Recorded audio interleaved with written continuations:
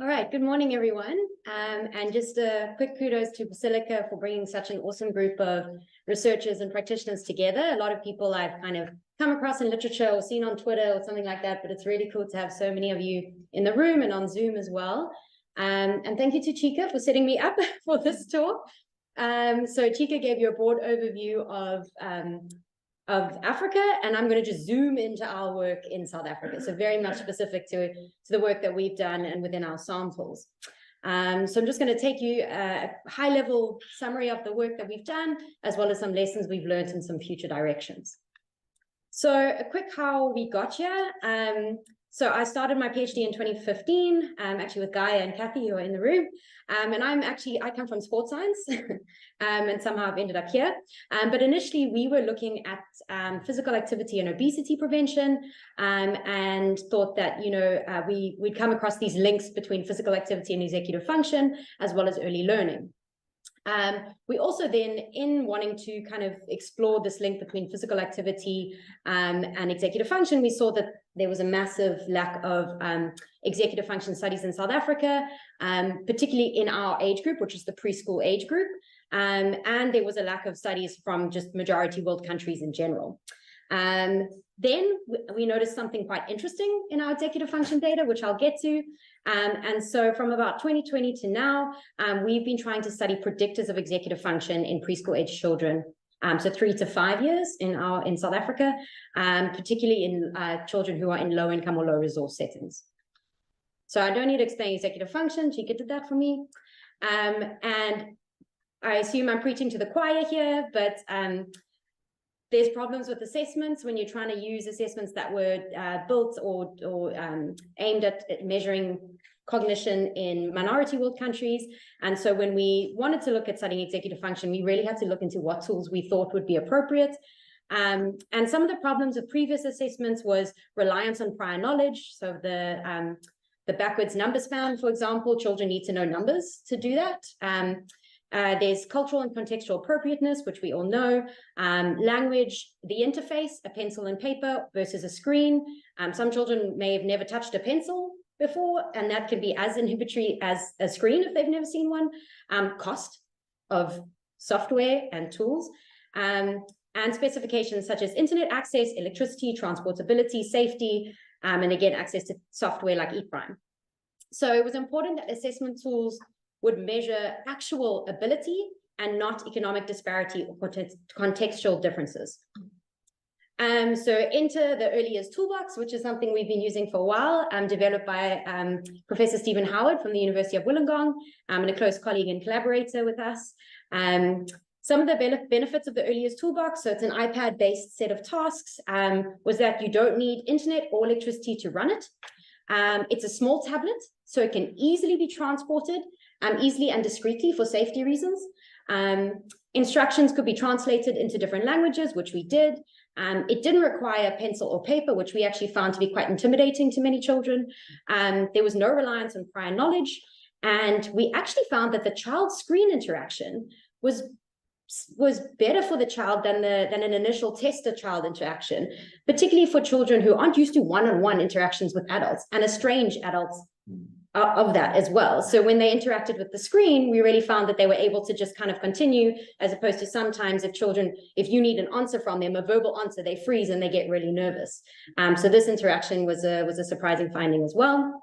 And before we started using the early years toolbox, we did actually run a little pilot study comparing sort of paper-based versions of executive function tasks and the tablet or the iPad. We found ceiling effects in the paper-based one, so our variety in scores was quite limited. We found that obviously children were more engaged in the iPad. And then even children, so we started in 2016, and many children may have not come into contact with an iPad back then or a screen. But even then we found touchscreen is so intuitive. That's why 6 months, babies of 6 months can touch a screen and scroll.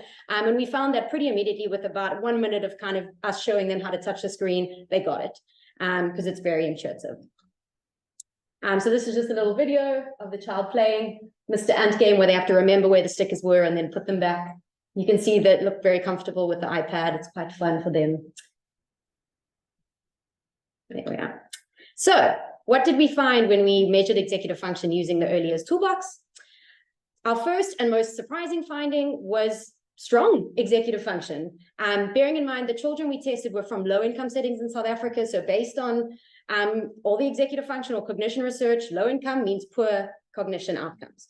And so what we found, obviously we don't have South African norms. It's the first time we used this tool, but when we compared to the Australian norms, South African children were performing either within or above the age expected norms. So on this graph, this is for inhibition. The orange bars are South Africa and the blue bars are the Australian norms. So almost all age bands were significantly higher than the norms.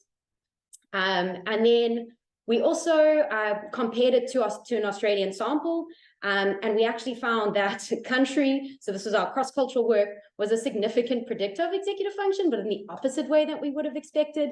So South Africa is the darker bars, Australia is the lighter bars, and in working memory, inhibition, and cognitive flexibility, you can see that in each of the age groups, South Africa, or the income groups, these are organized by income groups, South African children outperformed the Australian children.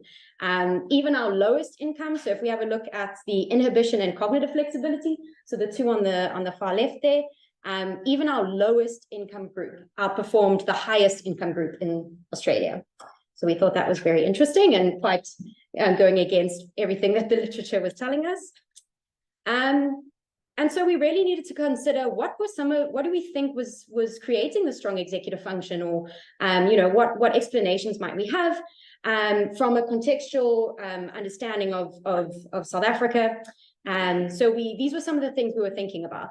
Big families, high number of siblings, learning to share, wait their turn, meaningful roles and responsibilities in the home from an early age, a high risk of not being alert or following instructions. So if your mom says be home by dark, you are home by dark, because if you're not, there's consequences to that for your safety. Spending time with children of different ages. You see children playing in the community with various ages, not just in their preschool, with their age group in their classroom. And more creativity because of less access to manufactured toys or technology.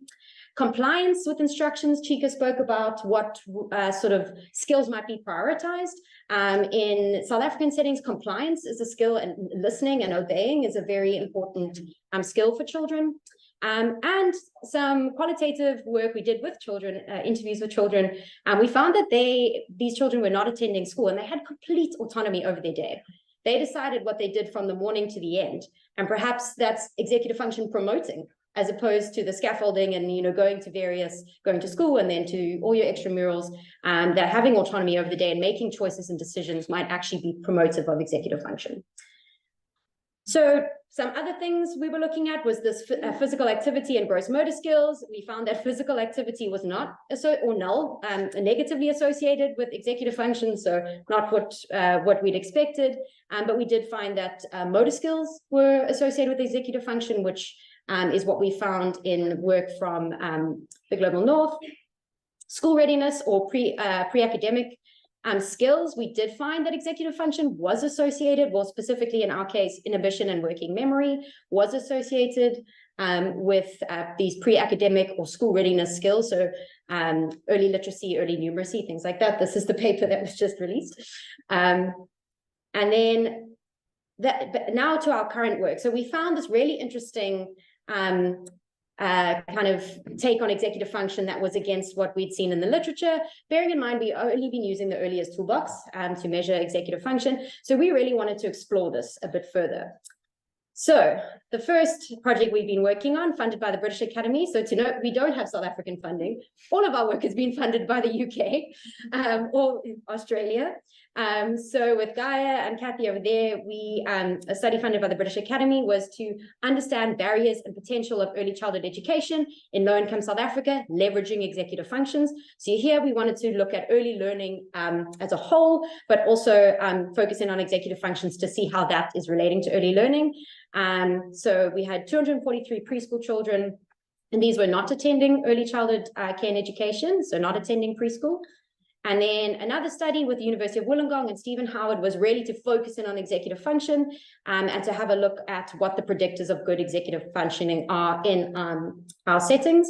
So just to zoom in a bit more. So for the British Academy study, We measured through a caregiver interview various predictors, various things that we thought might be related to executive function. So household demographics, household income, siblings in the house, number of caregivers, caregiver education, home learning environment, exposure to violence, various things associated with COVID. And then we looked at how those might be related to executive function as well as some other child factors. And while analysis is ongoing, we are finding very little.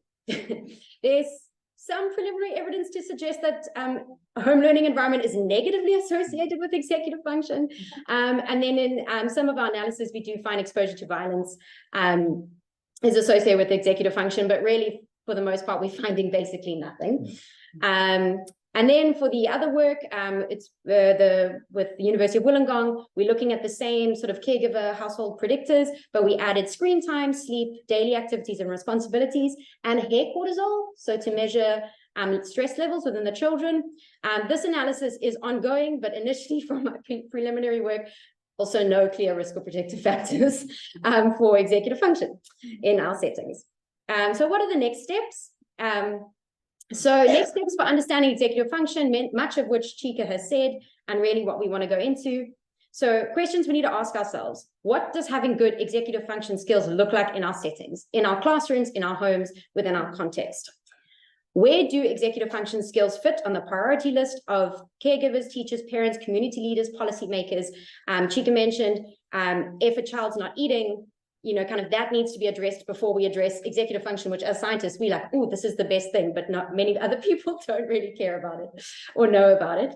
How do we measure these skills in real world settings, not just pulling them out into some lab they've never been into in their lives? And then how do we measure aspects of the child's environment to determine might be risk or protective factors? So our measures seem to not have pulled anything interesting just yet. So what other ways can we look at the environment and predictors?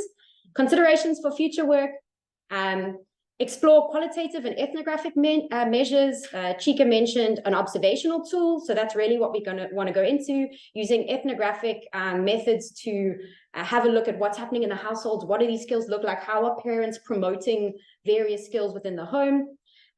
We need to maintain and nurture relationships with community partners and organizations, aim for long-term relationships and not just parachute research. We need to provide space and time for local partners to give their input to research questions and study designs, not just approach a partner with a fully funded study and say, this is what we want to do. And then build evidence from majority world settings, like we want to do with the AfriBCD, which I just would like to preface our website and our community of practice that we will talk about later today. And that's it. Thank you.